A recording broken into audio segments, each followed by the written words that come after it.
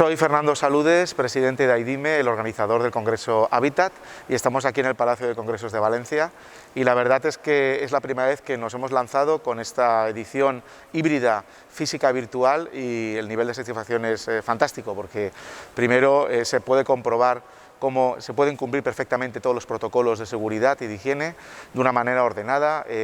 y también pues hemos descubierto que es un formato fantástico para incrementar la potencia que tiene este tipo de eventos, no solo la presencia física de las personas, que siempre es bonito que vengan y que además tenemos la posibilidad de venir, sino que se abre el evento a todo un ecosistema mundial, que yo creo, que estoy convencido que este formato va a venir para quedarse. Incluso cuando podamos estar aquí muchas más personas físicamente, vendrá para quedarse. Y de verdad animo que es importante no renunciar a la celebración de este tipo de eventos, porque está demostrado que son perfectamente viables, seguros y además son necesarios para que nuestra economía y nuestra actividad no pare.